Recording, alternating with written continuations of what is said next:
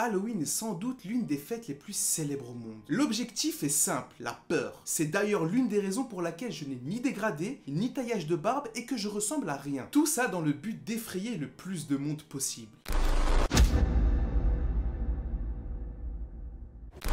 L'histoire de Halloween remonte à une époque lointaine, bien avant les costumes et les friandises. C'était une célébration ancienne et mystique qui trouve ses racines dans une tradition celtique appelée Samhain. Les Celtes marquaient ainsi la fin de la saison des récoltes et le début de la saison sombre de l'année, où les jours devenaient plus courts et les nuits plus longues. Pour les Celtes, la nuit de Samhain était un moment spécial. Ils croyaient que le voile entre le monde des vivants et celui des esprits s'amincissait, permettant ainsi aux esprits des ancêtres et des défunts de revenir sur Terre pour visiter leurs proches. Pour guider ces esprits et se protéger des esprits malveillants, les Celtes allumaient des feux sacrés. Les déguisements étaient également une partie importante de Samhain. Les Celtes portaient des masques et des costumes faits de peaux d'animaux pour se confondre avec les esprits et ainsi éviter d'être enlevés. Ils organisaient des festins, des danses et des rituels pour honorer leurs ancêtres et apaiser les esprits. Au fil du temps, les costumes de Samhain ont évolué et ont été influencés par d'autres cultures. Lorsque l'Empire romain a conquis les territoires celtes,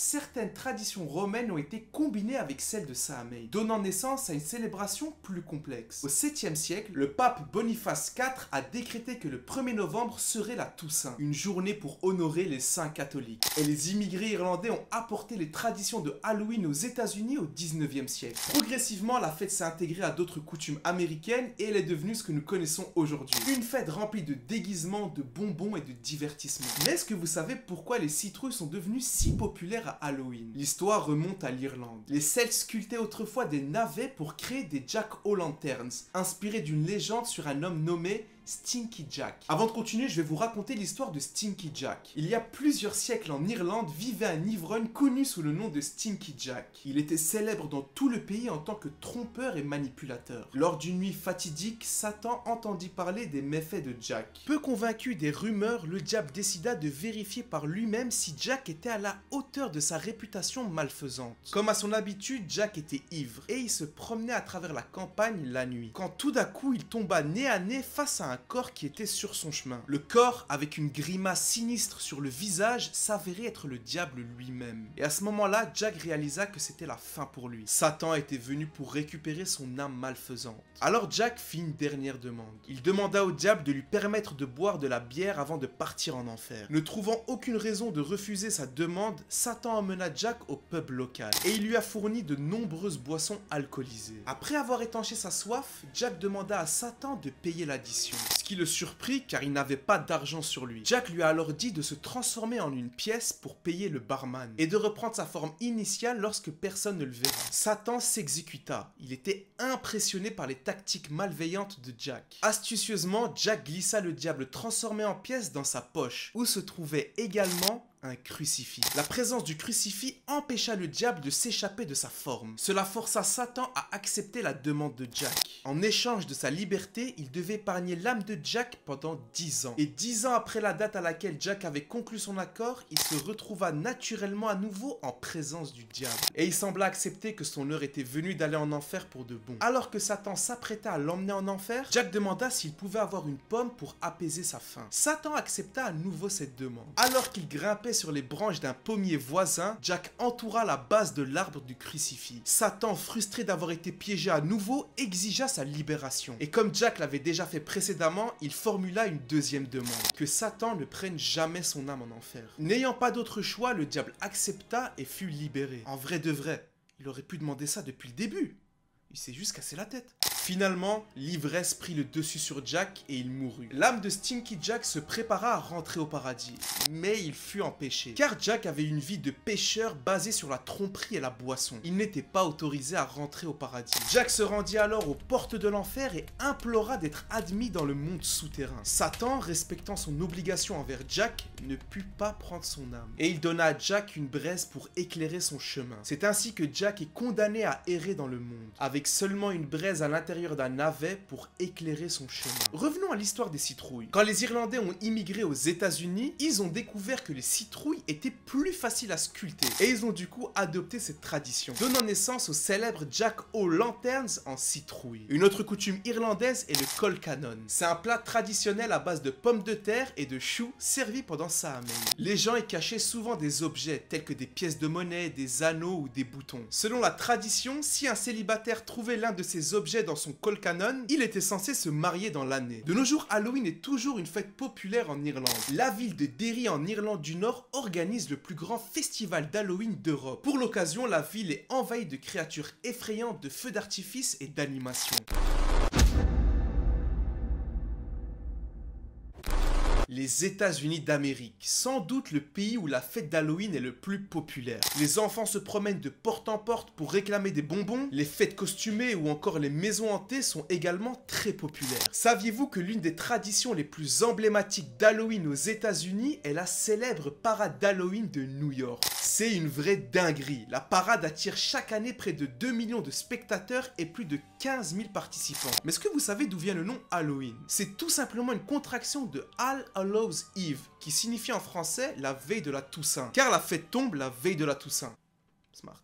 Créant ainsi une célébration unique qui se répandrait dans tout le pays. L'une des activités les plus populaires aux États-Unis est la sculpture de citrouilles, mais également le trick or treating. Les enfants se déguisent en costumes effrayants, ils sont pas du tout effrayants, mais on va faire genre. Et parcourent les quartiers en demandant des bonbons en disant trick or treat, qui signifie des bonbons ou un sort. Cette coutume a été popularisée aux États-Unis dans les années 50 et elle est devenue une tradition incontournable pour les familles. Candy corn, maïs de bonbons. C'est l'une des friandises les plus emblématiques d'Halloween aux États-Unis. Inventée en 1880 par un confiseur appelé George Renninger, cette confiserie à base de sucre a été créée pour ressembler à un épi de maïs et est devenue depuis lors un symbole de cette fête. Mais Halloween ne serait pas complet sans les maisons hantées et les attractions effrayantes. Savais-tu que le premier parc à thème dédié à Halloween, Knott's Scary Farm, a été créé en 1973 en Californie? Depuis lors, les parcs d'attractions aux États-Unis rivalisent pour offrir les expériences les plus terrifiantes à leurs visiteurs chaque année. Terrifiantes ou traumatisantes, hein, ça dépend du point de vue de chacun. Je rajoute une petite anecdote. La ville d'Anoka dans le Minnesota est considérée comme la capitale mondiale de Halloween. Elle a organisé la première parade d'Halloween en 1920.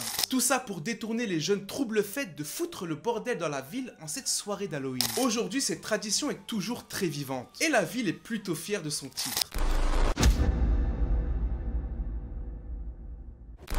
Également connu sous le nom de Dia de los Muertos, jour des morts, espagnol claqué au sol. Au Mexique, le Dia de los Muertos est une célébration colorée et joyeuse qui honore les défunts. Cette fête plutôt unique trouve ses origines dans les croyances et les traditions indigènes précolombiennes, combinées avec les coutumes catholiques après l'arrivée des Espagnols. Les racines du Dia de los Muertos remontent aux anciennes civilisations aztèques, mayas et toltèques, qui vénéraient leurs ancêtres et leurs défunts. Selon leurs croyances, les âmes des défunts reviendraient visiter leurs proches une fois par an. Et cela a conduit à la création de rituels et d'offrandes pour les accueillir. Après la colonisation espagnole au XVIe siècle, les croyances autochtones ont été mêlées à la tradition catholique de la Toussaint, qui, je vous le rappelle, était célébrée le 1er novembre. Ainsi, le Dia de los Muertos est devenu une fête de 2 jours, se déroulant du 1er au 2 novembre. Pendant le Dia de los Muertos, les familles mexicaines créent des hôtels colorés appelés ofrendas, pour honorer leurs proches décédés. Et ces hôtels sont ornés de photos des défunts, de bougies, de fleurs de cempasúchil et de nourriture préférée des défunts. Une des images emblématiques du Dia de los Muertos est le calavera, une tête de mort décorée de motifs colorés. Les calaveras sont souvent en sucre et sont donnés en cadeau ou utilisés comme décoration pour symboliser la vie éphémère. Le pain des morts, ou également appelé pan de muerto, est une autre spécialité culinaire du Dia de los Muertos. Ce pain sucré est garni de motifs en forme d'os et est offert aux défunts sur les autels. L'une des célébrations les plus célèbres du Dia de los Muertos a lieu à Oaxaca, une région du Mexique. Oaxaca.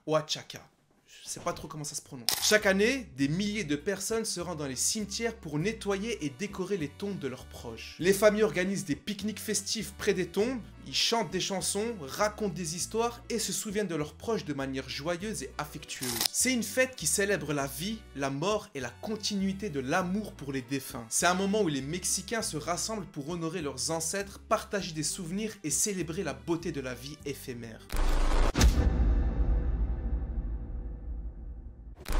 Au Japon, Halloween, également connu sous le nom de Halloween. Donc je disais, au Japon, Halloween, c'est une célébration relativement récente qui a été influencée par la culture occidentale. Son histoire dans le pays remonte aux années 80, lorsque des expatriés et des étrangers vivant au Japon ont commencé à organiser des fêtes d'Halloween pour célébrer cette fête traditionnelle d'origine occidentale. Les Japonais ont rapidement adopté cette célébration colorée et fantasmagorique. Fantasmagorique, qui tient de la fantasmagorie, fantastique, irréel. Synonyme, fantastique, féerique, irréel, magique, merveilleux.